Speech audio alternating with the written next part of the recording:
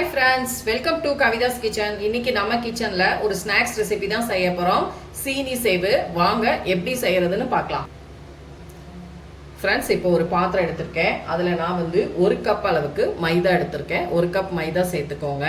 இது கூடவே கொஞ்சமா நம்ம உப்பு சேர்த்துக்கலாம். ரொம்ப வேணாம், கொஞ்சமா உப்பு சேர்த்துக்கங்க. கூடவே நம்ம எந்த கப்ல நம்ம வந்து மைதா எடுத்தோமோ அதே கப்ல ஒரு 1/4 கப் அளவுக்கு நம்ம குக்கிங் ஆயில் சேர்த்துக்கலாம். இது எல்லாத்தையும் ஃபர்ஸ்ட் நம்ம நல்லா மிக்ஸ் பண்ணிக்கலாம். நல்லா மிக்ஸ் பண்ணிக்கோங்க. கொஞ்சம் கொஞ்சமா நம்ம தண்ணி தெளிச்சிட்டு மாவு பிசைஞ்சு ரெடி பண்ணிக்கலாம்.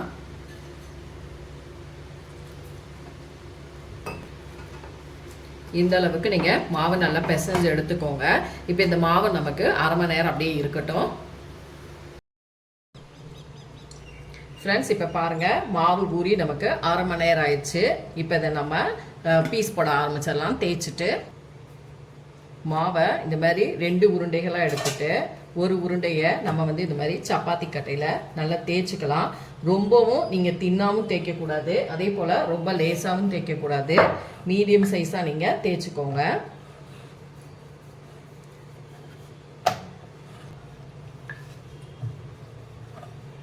இந்த மாதிரி நீங்கள் தேய்ச்சிக்கோங்க. இப்போ நம்ம இதை கட் பண்ணிக்கலாம்.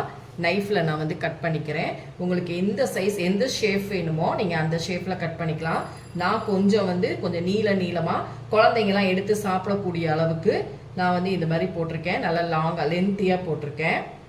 உங்களுக்கு எந்த ஷேப்பில் வேணுமோ நீங்கள் கட் பண்ணிக்கலாம். இப்போ இதை நம்ம இப்படியே கட் பண்ணிக்கலாம்.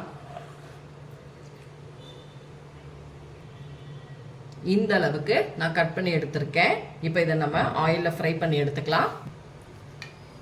இப்போ நம்ம அந்த பீஸ் எல்லாம் கட் பண்ணி ஒரு பிளேட்டுக்கு வச்சிருக்கேன். இங்கே எண்ணெய் வந்து நமக்கு ரெடியாக இருக்கு. அடுப்பு வந்து எண்ணெய் வந்து நல்லா காஞ்சிருக்கணும். அடுப்பை லோ ஃப்ளேமில் வச்சுட்டு ஒன்று ஒன்றா நம்ம உள்ளே சேர்த்துக்கலாம்.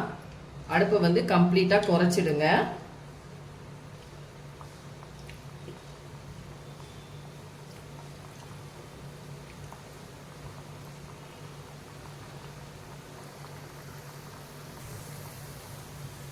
இப்போ இது நல்லா நமக்கு வெந்து வரணும்.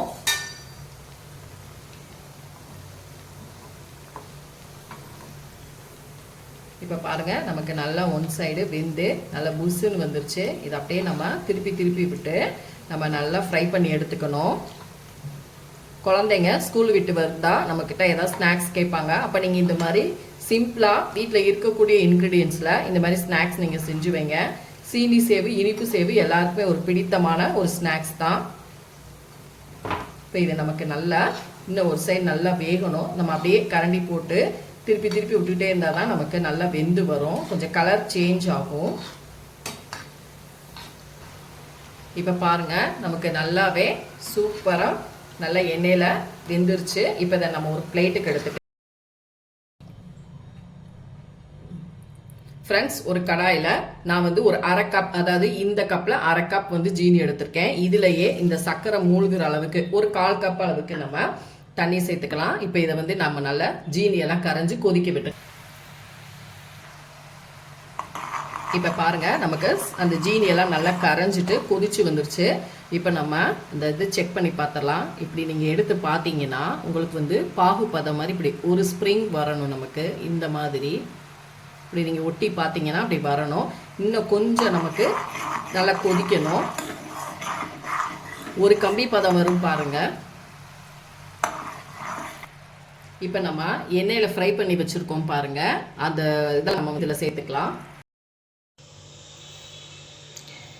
பாருங்கள், இப்போ நமக்கு சூப்பராக செட் ஆயிடுச்சு. அந்த பூரியெல்லாம் நம்ம சேர்த்துட்டு அப்படியே நீங்கள் வந்து அடுப்பு வந்து நல்லா லோ ஃப்ளேமில் இருக்கும்போது கிண்டிட்டு டக்குன்னு ஆஃப் பண்ணிடுங்க. இந்த மாதிரி நமக்கு நல்லா ட்ரை ஆயிடுச்சு. அவ்வளோதான், அருமையான ஒரு ஈவினிங் ஸ்நாக்ஸாக சீனி சேவு ரெடி ஆயிடுச்சு. கம்ப்ளீட்டாக அந்த சர்க்கரை பாகு எல்லாமே நம்ம போட்ட அந்த இதை ஃபுல்லாத்தையுமே உறிஞ்சி நல்லா ட்ரை ஆயிடுச்சு. இப்போ நான் ஸ்டவ்வை ஆஃப் பண்ணிட்டேன். இப்போ பார்க்கும் பொழுதே உங்களுக்கு தெரியும் நமக்கு எந்த அளவுக்கு செட் ஆயிடுச்சுன்னு.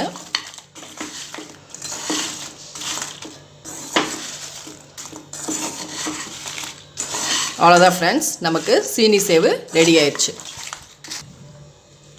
ஃப்ரெண்ட்ஸ் நான் ஒரு பிளேட்டுக்கு எடுத்து வச்சுட்டேன். இப்போ பாருங்கள், உங்களுக்கு பார்க்கும் பொழுதே தெரியுது எவ்வளோ அருமையாக நமக்கு சூப்பராக நல்ல சாஃப்டாக மேலெல்லாம் நல்லா நமக்கு அந்த ஜீராலாம் நல்லா ட்ரை ஆகிட்டு அருமையாக இருக்குது. உங்களுக்கு பார்க்கும் பொழுதே தெரியும் அவ்வளோ சூப்பராக இருக்குது. கண்டிப்பாக நீங்களும் இந்த ரெசிபியை செஞ்சு பாருங்கள். செஞ்சு பார்த்துட்டு என்னோடய வீடியோஸை லைக் அண்ட் ஷேர் பண்ணுங்கள். மறக்காமல் கவிதாஸ் கிச்சனுக்கு சப்ஸ்கிரைப் பண்ணிக்கோங்க. கூடவே பெல் பட்டனை கிளிக் பண்ணுங்கள். அப்போ தான் நம்மளோட வீடியோஸ் எல்லாமே உங்கள் நோட்டிஃபிகேஷன் வரும். ஈவினிங் ஸ்நாக்ஸாக கண்டிப்பாக ட்ரை பண்ணி பாருங்கள். 1 கப் மைதாவுக்கு நீங்கள் வந்து 1/2 கப் சுகர் கரெக்டாக இருக்கும். அதே போல் 1/4 கப் எண்ணெய் சேர்த்துக்கோங்க. இந்த மாதிரி ஸ்நாக்ஸ் செஞ்சு கொடுத்தீங்கன்னா குழந்தைங்க நல்லா விரும்பி சாப்பிடுவாங்க. இந்த வீடியோ இதோடு முடியுது ஃப்ரெண்ட்ஸ். அடுத்த வீடியோவில் உங்களை சந்திக்கிறேன். தேங்க்யூ.